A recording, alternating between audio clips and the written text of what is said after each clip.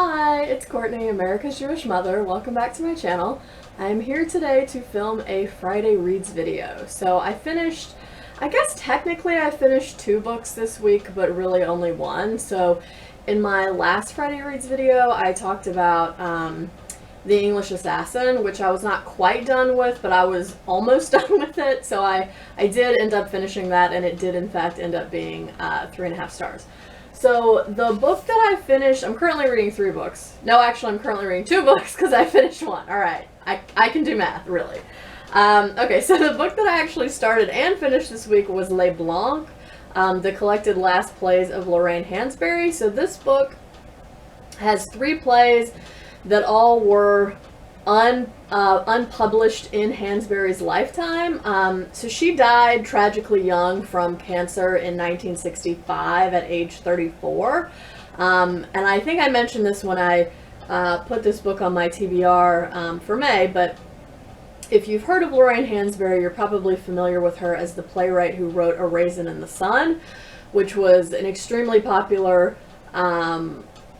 play that premiered on Broadway in 1959, and in fact she won the New York Drama Critics Circle Award for A Raisin in the Sun, and she was the first African-American playwright, male or female, to have a Broadway show. And it was super popular. It was adapted into several different film and TV movie adaptations over the years, and people still teach it. In fact, I'm teaching it in my summer class this year. So anyway, so these are her last 3 plays, which were all in sort of various states of completion by the time she died of, I believe, pancreatic cancer in 1965. So Les Blancs, she was actually almost done with this when she died, and it was finished by her former partner, Robert Nemiroff, and she and he had had several conversations, so he tried to sort of finish it as best he could in accordance with how she wanted it to go. So Les Blancs is set in an unnamed African country that is basically on the brink of war between European colonizers and the colonized. And when the play opens, we see this mission that has set up a clinic to help the native population. And we see this American journalist who sort of come to take stock of everything that's going on. And then we also meet this man named Tshembe Matose, who is originally from this country but now lives in London and has come back for his father's funeral. He encounters both this mission where he has spent some time as a child, and the people who work at the mission taught him and were sort of like his surrogate parents in a way. He also meets this American journalist, and he re-encounters his brother, whose name I believe is Abiosa, who is now, much to Tshembe's surprise, on the path to become a Catholic priest. So anyway, so the play is basically about this country being on the brink of war, all-out war between the colonizing forces and the African peoples who are being colonized. And it really sort of centers around, it mainly centers around Tshembe, but it also kind of centers around his relationship with this American journalist, Charlie Morris. And they have a number of conversations throughout the play about sort of the ethics of one side versus the other. And Tshembe sort of finds himself in the position where he can't just kind of stay out of it like he would like to. He kind of has to take a side, and he ultimately does that by the end of the play. So that's Les Blancs. The second play in here, The Drinking Gourd, was actually a screenplay that Hansberry wrote for a series that NBC commissioned but never aired, that was supposed to be sort of a commemoration of the centennial of the American Civil War. So it was supposed to air in 1965, and it was going to have 5, I think, 90-minute episodes or you know, little mini movies or whatever, that covered various aspects of the American Civil War. And so Hansberry's was going to be the first, and so The Drinking Gourd, sort of implied by the title, if you know anything about American slavery was about the institution of slavery. And NBC ended up scrapping the series. The reasons for that are outlined by Hansberry's former partner Robert Nemerov in the introduction to The Drinking Gourd, and that I found really interesting. So the screenplay itself is I actually liked it. Out of the 3 plays that are in here, I liked it the best. I felt the characters in it were the most fully rendered and well-rounded. They felt like real people and not just like types who were trying to teach me a lesson, which I kind of felt a little bit in Le Blanc, even though I think it asked important questions about colonialism.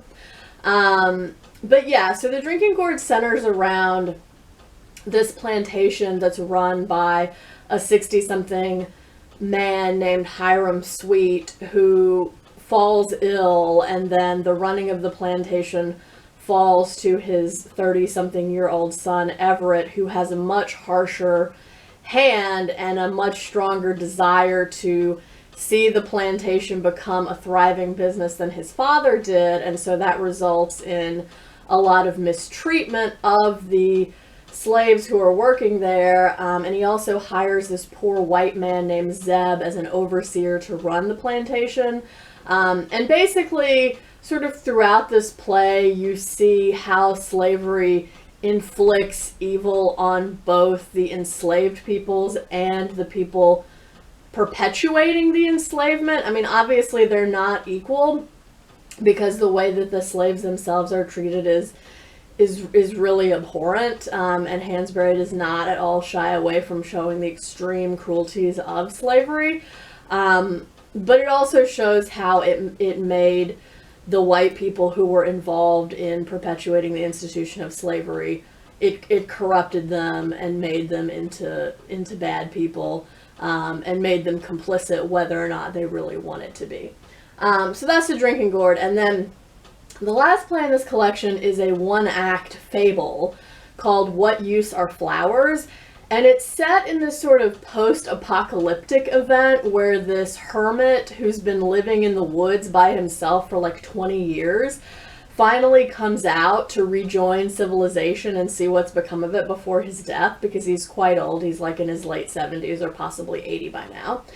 And he realizes that basically something has happened that's destroyed almost all life on Earth, except he comes across this band of roving feral children who are, you know, about 9 or 10 years old, who can't even speak and communicate with him when he first encounters them.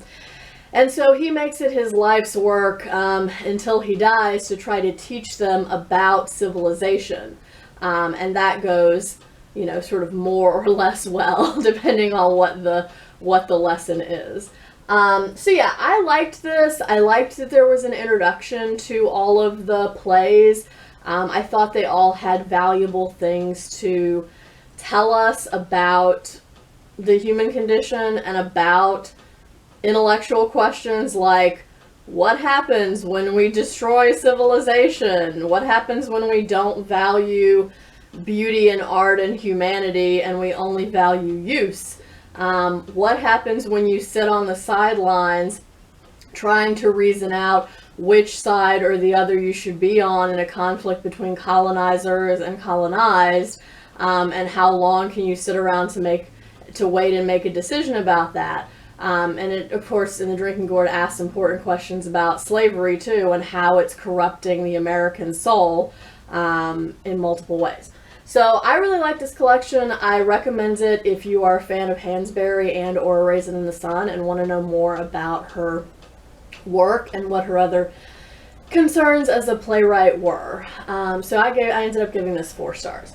The other 2 books I'm currently still reading are, I'm still doing my buddy read of Richard Wright's Native Son with Lindsay. So right now I'm about not quite halfway through this, and y'all, it has been a ride. So there is just a lot that goes on. It's all very dramatic. It escalates quickly. It just keeps kind of getting worse and spiraling more and more out of control. And I don't mean in this case that Richard Wright doesn't have control of the narrative, because I think he does. I mean, it's spiraling out of control for the main character in this book, Bigger Thomas. So yeah, anyway, it's just, it's quite a ride. Was I gonna say something else about this? Ooh, I can't remember now. So yeah, anyway, this is still going well. We're planning to read to the end of book 2. There are 3 books in this. They're planning to read to the end of book 2 by this weekend, so I probably need to catch up a little bit on that. But otherwise, this is going well. Like I said in my last Friday Reads video, this is actually a reread for me because I read it before my comprehensive exams in graduate school, but it's been long enough that, you know, I really only remember kind of the main plot point, so it's an interesting reread, and I'm enjoying it so far. So that's Native Son. And then the last book I'm still working on is the Tallulah Bankhead autobiography. I'm about 60% of the way through this, and y'all, it is something. So there's already been a chapter in here where she talks about her penchant for alcoholism and the various times in which she has tried various drugs over the years. And in fact, I'm going to try to find that chapter so I can read you this part. Yeah, okay.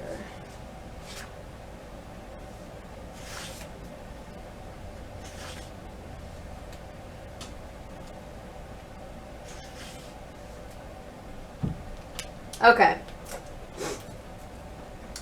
When offered a drink at parties, I'd say, "No thank you, I don't drink. Got any cocaine?"